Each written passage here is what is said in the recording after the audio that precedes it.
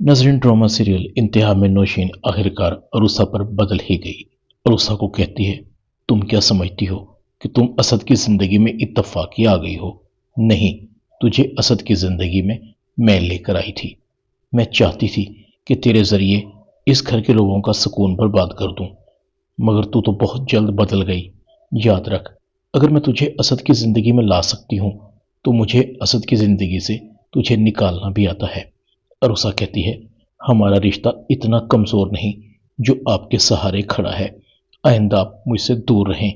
अरुसा ये कहकर चली जाती है। नौशीन कहती है, चूंटे के भी पर निकल आए, करती हूं तेरा बंदोबस्त। तू असद पर बहुत उछल रही है ना, मगर मेरा नाम भी नौशीन है। मुझसे दुश्मनी तुझे महंगी पड़ेगी। अरुसा असद के पास जाती है। अरुसा असद को कहती है, असद, मैं नौशीन आंटी के पास नहीं गई थी, वो खुद मेरे पास आई थी। आज तो बात क्लियर हो गई कि वो मुझे इस्तेमाल कर रही थी और मैं उसके हाथों में खिलौना बन रही थी। असद कहता है, मगर मॉम को मैं कैसे समझाऊं? उन्होंने खुद तुम्हें नौशीन आंटी के पास बैठे देखा है। नौशीन आंटी की वजह से पहले ही हमारे घर का सुकून बर्बाद हो चुका है। सज्जल की वजह से अनम और फहद के दरमियान बात कोर्ट तक पहुंच चुकी है। अरुसा कहती है, यही तो समझा रही हूं। अनम की और जैनब की जिंदगी तो वो पहले ही बर्बाद कर चुकी है। नौशीन आंटी का टारगेट अब हम दोनों हैं। हमें उनका मुकाबला करना होगा। दूसरी तरफ सज्जल को पता लग जाता है कि अहमद अरुसा को फहद के ऑफिस लेकर गया था। सज्जल अहमद को कहती है, तुम्हें अरुसा को फहद के ऑफिस लेकर जाने की क्या जरूरत थी? अहमद कहता है, जरूरत थी। अरुसा भाभी फहद भाई से मिलकर अनम और फहद के दरमियान होने वाली गलतफहमी को दूर करना चाहती थी। उस गंद को साफ करना चाहती थी जो आपकी वजह से फैला है। सज्जल कहती, अच्छा तो तुम मुझसे बदला ले रहे हो? अहमद कहता है, कुछ भी समझो, अभी भी वक्त है। मेरे पैसे वापस कर दो वरना अच्छा नहीं होगा। सज्जल कहती है, तुम क्या करोगे? अहमद कहता है, करने को तो मैं बहुत कुछ कर सकता हूं। तुम्हारी असलियत फहद भाई को बता सकता था।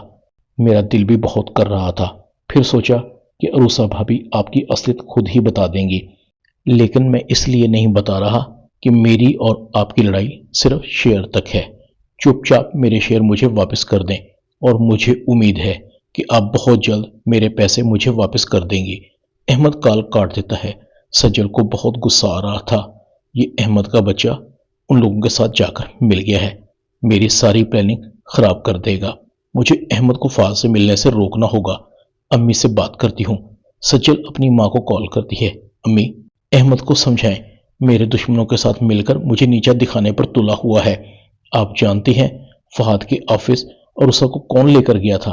नौशीन कहती है, मुझे क्या पता। सज्जल कहती है, अहमद अरूसा को फहद के ऑफिस लेकर गया था, उसके बाद ही फहद ने मुझे अपने घर आने से मना किया था। दूसरी तरफ फरीदा की तबीयत खराब होती है। फहद कहता है, अम्मी आप अपना ख्याल रखें। फरीदा कहती है, मैं अपना ख्याल खाक रखूं, सारा दिन घर में अकेली रहती हूं, मेरा दम घुटता है। एक सज्जल थी जिसे तुमने यहां आने से रोक दिया, वो तुम्हारी वजह से यहां नहीं आ रही। फहद कहता है, वो बहुत अच्छा कर रही है, उसे यहां आना भी नहीं चाहिए। फहद की मां फहद को कहती है, फहद मेरी बात कान खोलकर सुन लो, अगर तुम्हारे दिल में ये ख्याल है कि तुम अनम को वापस इस घर में ले आओगे तो याद रखो, ये मैं कभी होने नहीं दूंगी। मैं तो कहती हूं उसे फारिग करो और दूसरी शादी कर लो। फहद सर पकड़कर बैठ जाता है।